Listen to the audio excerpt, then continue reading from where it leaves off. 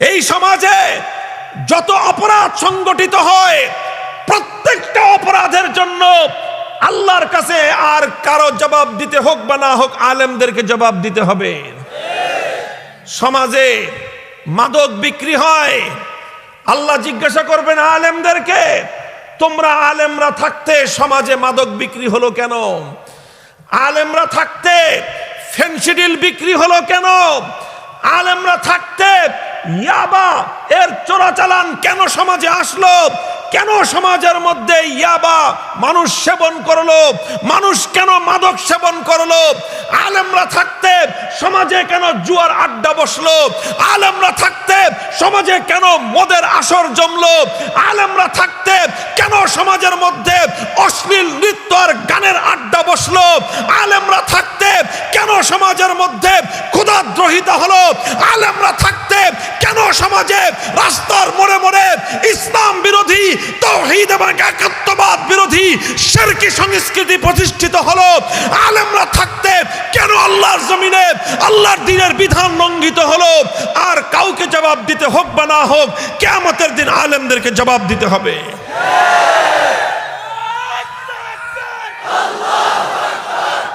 আজকে বর্তমানে একটা জাহেলিয়াত চলছে আমাদের সমাজে।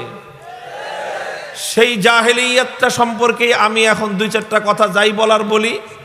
কথা তো এমনি বেশি বলার সুযোগ পাই না, দু চারটা কথা যা বলি, এই একটা জাহেলিয়াতকে সমাজ থেকে বিদূরিত করবার একটা সংগ্রাম, একটা মিশন আর ভীষণ নিয়ে আমি এখন মাঠে কথা বলতেছি। সেই জাহেলিয়াতটা হলো আমাদের এই সমাজ আলেমদেরকে কিভাবে মূল্যায়ন করে আর এই সমাজ আলেমদের কাছ থেকে কি চায় সেই বিষয়ে। আমাদের সমাজ ওলামায়ে কেরামকে বিয়ে পড়ানোর সময় কাজী হিসাবে, বিয়ে পড়ানোর হুজুর হিসাবে দেখতে পছন্দ করে। বিয়ে যদি কোনো কারণে গন্ডগোল লাগে, তালাক দেয়, তাহলে সেই তালাকের মাসলা জানার জন্য হুজুররে পছন্দ হয়। তাও সবসময় পছন্দ হয় না।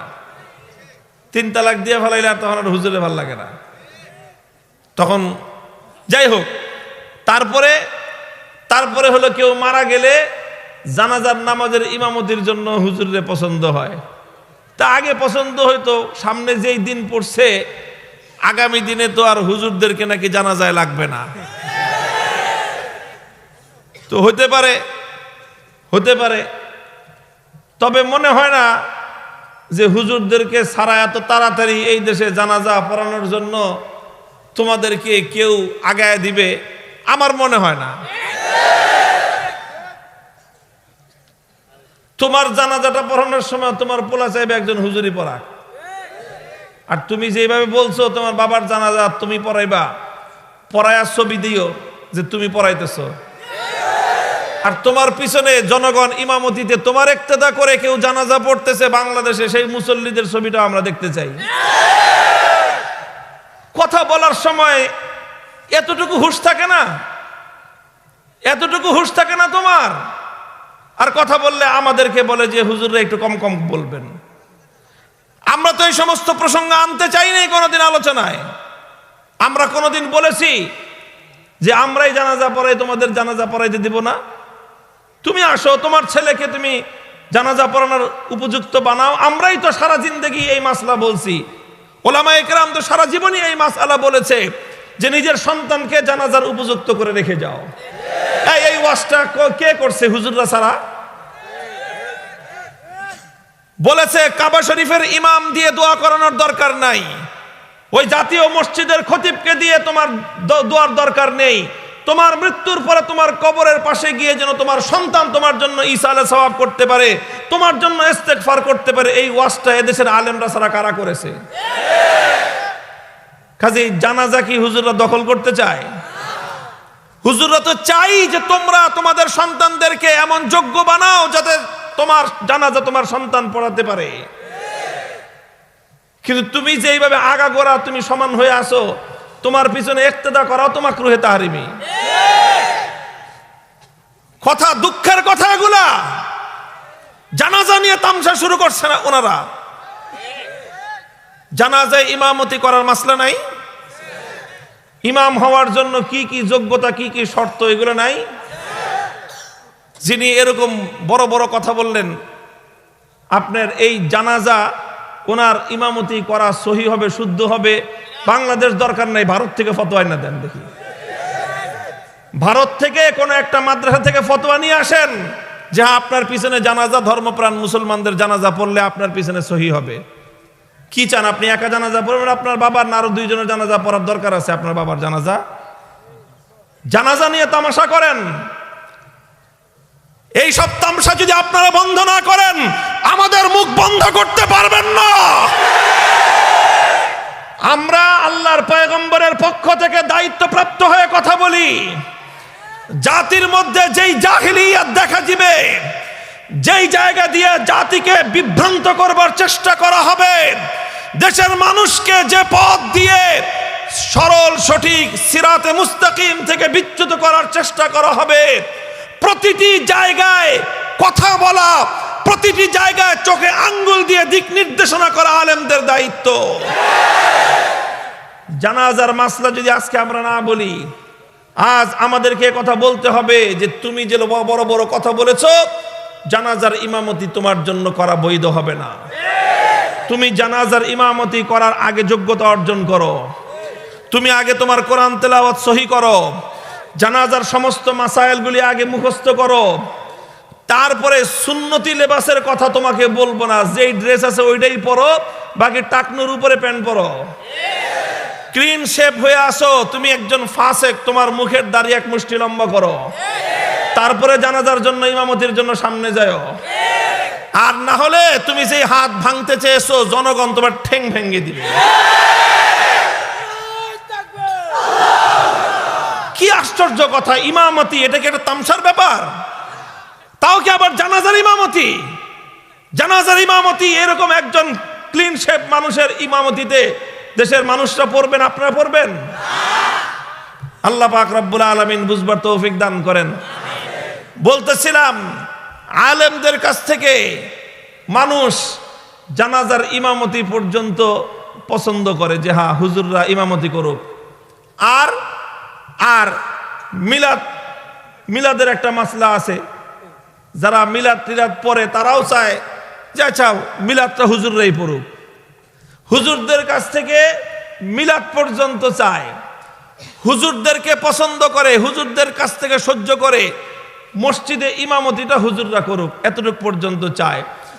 জুমার খুতবার সময় খুতবাটা হুজুররা দিক, এটা চায়। বাবা মারা গেলে বাবার মৃত্যুবার্ষিকী বা বাবার জন্য ইসালে সওয়াব করতে হলে সেই ইসালে সওয়াবের দোয়াটা আর খতমটা হুজুররা পড়ুক, এটুকু পর্যন্ত এ জাতি আলেমদেরকে, হুজুরদেরকে মূল্যায়ন করতে প্রস্তুত আছে। অথচ ওলামায়ে কেরামের দায়িত্ব শুধুমাত্র 5 ওয়াক্ত নামাজের ইমামতি করা নয়। ওলামায়ে কেরামের দায়িত্ব শুধুমাত্র দোয়ার খতম পড়া নয়, বরং ওলামায়ে কেরামের দায়িত্ব হলো ব্যক্তি, দেশ, জাতি যেথায় যেখানে যখনই কোরআন বিরোধী, ইসলাম বিরোধী, আল্লাহর হুকুম বিরোধী কোনো কার্যকলাপ হবে, গোটা দেশকে, গোটা জাতিকে সরল এবং সঠিক পথে পরিচালিত করবার জন্য যা যা করতে হয় প্রতিটি পদক্ষেপ গ্রহণ করা ওলামায়ে কেরামের জিম্মাদারি, আলেমদের দায়িত্ব আর কর্তব্য। আমি বিভিন্ন মাহফিলে একটা ঘটনার উদ্ধৃতি শোনাই। সহিহ বুখারী, সহিহ মুসলিম সহ সমস্ত হাদিসের কিতাবগুলোর মধ্যে ঘটনার উদ্ধৃতি বর্ণিত হয়েছে। খায়রুল কুরুন, সাহাবায়ে কেরামের সোনালী যুগের ইতিহাস। হযরতে আমির মুআবিয়া রাদিয়াল্লাহু তাআলা আনহু, তিনি যখন খলিফাতুল মুসলিমিন, উম্মতে মুসলিমার ৫ম খলিফা হিসেবে তিনি যখন খেলাফতের মসনদে সমাসীন, শাম ছিল আমির মুআবিয়ার রাজধানী। তিনি হজের সফরে এলেন মক্কা মদিনায়, মক্কা শরীফে হজ করে মদিনা শরীফে এলেন। ফাকাদা আলা মিম্বারি রাসূলিল্লাহি সাল্লাল্লাহু আলাইহি ওয়াসাল্লাম, মদিনায় এসে আল্লাহর নবীর মসজিদে নববীতে বসলেন। সেই মিম্বার যেই মিম্বারে আল্লাহর নবী বসতেন। ফাখরাজা কুবজাতাম মিন শারিন, মিম্বরে বসে হযরতে আমির মুয়াবিয়া রাদিয়াল্লাহু তাআলা আনহু এক মুষ্টি আলগা চুল, পর চুল তিনি বের করলেন।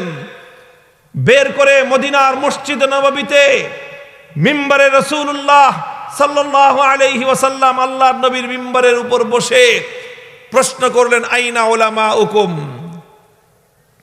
আইনা উলামাউকুম, হে আলেম সমাজ, ১৬০ বছরের এই ঐতিহ্যবাহী দ্বীনি ইদারার কর্ণধার, এই ইদারা থেকে ১২৫ বছরে যে সকল আলেমরা তৈরি হয়েছেন, তাদের সন্তান, তাদের উত্তরসূরিরা এখানে আছেন। শুনে রাখেন, নবীর সাহাবী মুয়াবিয়া রাদিয়াল্লাহু তাআলা আনহু দেখলেন যে মদিনার বাজারের মধ্যে নিষিদ্ধ পণ্য বিক্রি হয়। কোন পণ্য? নিষিদ্ধ পণ্য। ইসলামে আল্লাহর পয়গম্বরের স্পষ্ট হাদিস অনুযায়ী আলগা চুল ব্যবহার করা হারাম। লান আল্লাহুল ওয়াসিলাত ওয়াল মুস্তাওসিলাত। অনেকে টাক মাথা ঢাকার জন্য আলগা চুল লাগায়, আর মহিলারা তারা তাদের চুলের খোপা বড় করে দেখানোর জন্য আলগা চুল ব্যবহার করে। যাদের মাথায় চুল কম, বেশি চুল দেখানোর জন্য আলগা চুল ব্যবহার করে। আলগা চুল যদি আর্টিফিশিয়াল হয়, কি হয়? আর্টিফিশিয়াল বুঝেন? আর্টিফিশিয়াল মানে হলো আসল চুল না, বরং নকল চুল। এটা সুতা দিয়ে বানানো অথবা অন্য কোনো প্লাস্টিক দিয়ে বানানো, পাট দিয়ে বানানো, এরকম আর্টিফিশিয়াল যদি হয় তাহলে ক্ষেত্র বিশেষে নকল চুল ব্যবহার করা জায়েজ আছে। ক্ষেত্র বিশেষ মানে কোনো এক মেয়ে নিজেকে একটু সুন্দরী রূপসী করে সাজায়ে নিজের স্বামীর সামনে স্বামীর মন সন্তুষ্ট করতে চায়, তাহলে এটা তার জন্য জায়েজ। কিন্তু পাত্র দেখতে আসছে পাত্রী, এখন পাত্রীপক্ষ মাথার মধ্যে আলগা চুল লাগায় ধোঁকাবাজি করলো, প্রতারণা করলো, এটা হবে হারাম। এটা হলো আর্টিফিশিয়াল চুলের মাসলা। কিন্তু একজনের মাথার চুল কাটা হলে সেই চুল নিয়ে আরেকজনের মাথায় লাগানো, এখন তো আমাদের বাংলাদেশের, আগে শহরাঞ্চল ছিল, এখন তো গ্রামে গ্রামে বিউটি পার্লারের সরাসরি। আগে মেয়েরা নিজেরা সাজগোজ করলেই হইতো, এখন আর নিজেরা সাজগোজ করলে হয় না, এখন ওই একেবারে বিউটিশিয়ান দিয়ে সাজায় আনতে হয়। এই যে সাজগোজ করে এরা, এখানে বড় বড় চুল, মেয়েরা গিয়ে বব কাটিং করে, ১.৫ হাতের লম্বা চুল, এটা কেটে ১ হাত কেটে খাটো করে নিয়ে আসে। ওই যে চুল যে কেটে রাখে, এই চুলগুলো কি করে জানেন? এই চুলগুলো বিউটি পার্লার থেকে বিক্রি হয়। এই চুলগুলো কিনে নিয়ে এটাকে সিস্টেম করে এগুলো আবার মার্কেটে বিক্রি হয়। যারা আলগা চুল ব্যবহার করে তারা ওই চুল কিনে এনে মাথায় লাগায়। এটা স্পষ্ট হারাম। আল্লাহর নবী বলেছেন, যে আলগা চুল নিজের মাথায় লাগাবে, যে আরেকজনের মাথায় লাগায় দিবে, দোনোটার উপর আল্লাহর পক্ষ থেকে অভিশাপ বর্ষিত হয়। তারা মালউন, তারা অভিশপ্ত। খবরদার এই কাজ কেউ কোনোদিন করবেন না। বলার উদ্দেশ্য ছিল, এটা তো হারাম। হযরত মুয়াবিয়া রাদিয়াল্লাহু তাআলা আনহু মদিনায় এসে দেখলেন, মদিনার বাজারে, মার্কেটে এরকম আলগা চুল বিক্রি হয়। আচ্ছা বলেন তো, মার্কেটে একটা জিনিস বিক্রি হয়, এর দ্বারা কি বোঝা যায়? কি বোঝা যায়? যে এটার কাস্টমার সমাজে আছে না নাই? কাস্টমার যদি না থাকে, দোকানে মাল বিক্রি হবে? তাহলে আলগা চুল দোকানে বিক্রি হয় মানেটা কি? আলগা চুলের ব্যবহারকারী কাস্টমার মদিনাতে আছে, অথচ এই আলগা চুল ব্যবহার করা হারাম। তো হারাম জিনিস মার্কেটে বিক্রি হচ্ছে। খলিফাতুল মুসলিমিন আমির মুয়াবিয়া রাদিয়াল্লাহু আনহু তিনি এই প্রশ্ন করেন নাই যে মদিনার বাজার কমিটির সভাপতি কোথায়। উনি এটাও প্রশ্ন করেন নাই যে মদিনার বাণিজ্য মন্ত্রী কোথায়। প্রশ্ন এটা করেননি যে মদিনার আইন শৃঙ্খলা রক্ষাকারী বাহিনীর প্রধান কোথায়। প্রশ্ন করেননি মদিনার গভর্নর কোথায়, মদিনার ওয়ালি কোথায়। সর্বপ্রথম তার প্রশ্ন ছিল, আইনা উলামাউকুম, হে মদিনার আলেমরা তোমরা কোথায়। কেন তিনি আলেমদেরকে জিজ্ঞাসা ডেকেছেন? এই বর্ণনা সহিহ বুখারী শরীফ সহ সমস্ত হাদিসের কিতাবগুলোর মধ্যে বর্ণিত হয়েছে। ব্যাখ্যাকারগণ লিখেছেন, মুআবিয়া রাদিয়াল্লাহু আনহু বিমাহজারিম মিনাস সাহাবা, শত শত সাহাবায়ে কেরামের উপস্থিতিতে আইনা উলামাউকুম, আলেমদেরকে জবাবদিহিতার কাঠ গড়ায় দাঁড় করিয়ে তাদের কাছ থেকে জানতে চান, বলুন আপনারা জীবিত থাকতে মদিনার বাজারে হারাম পণ্য কেন বিক্রি হবে? মদিনার বাজারে হারাম পণ্য বিক্রি হয়, অথচ উলামায়ে কেরাম মদিনা শহরে আছেন। কিয়ামতের দিন আল্লাহর কাছে আপনাদেরকে এর জন্য জবাব দিতে হবে। মুহতারাম হাজিরিন, ব্যাপারটা অনেক জটিল, বুঝবার বিষয়। এই সমাজে যত অপরাধ সংগঠিত হয়, প্রত্যেকটা অপরাধের জন্য আল্লাহর কাছে আর কারো জবাব দিতে হোক বা না হোক, আলেমদেরকে জবাব দিতে হবে। সমাজে মাদক বিক্রি হয়, আল্লাহ জিজ্ঞাসা করবেন আলেমদেরকে, তোমরা আলেমরা থাকতে সমাজে মাদক বিক্রি হলো কেন? আলেমরা থাকতে ফেনসিডিল বিক্রি হলো কেন? আলেমরা থাকতে ইয়াবা এর চোরাচালান কেন সমাজে আসলো? কেন সমাজের মধ্যে ইয়াবা মানুষ সেবন করলো? মানুষ কেন মাদক সেবন করলো? আলেমরা থাকতে সমাজে কেন জুয়ার আড্ডা বসলো? আলেমরা থাকতে সমাজে কেন মদের আসর জমলো? আলেমরা থাকতে কেন সমাজের মধ্যে অশ্লীল নৃত্য আর গানের আড্ডা বসলো? আলেমরা থাকতে কেন সমাজের মধ্যে ক্ষুধাদ্রোহিতা হলো? আলেমরা থাকতে কেন সমাজে রাস্তার মোড়ে মোড়ে ইসলাম বিরোধী, তাওহীদ এবং একাত্মবাদ বিরোধী শিরকি সংস্কৃতি প্রতিষ্ঠিত হলো? আলেমরা থাকতে কেন আল্লাহর জমিনে আল্লাহর দ্বীনের বিধান লঙ্ঘিত হলো? আর কাউকে জবাব দিতে হোক বা না হোক, কিয়ামতের দিন আলেমদেরকে জবাব দিতে হবে।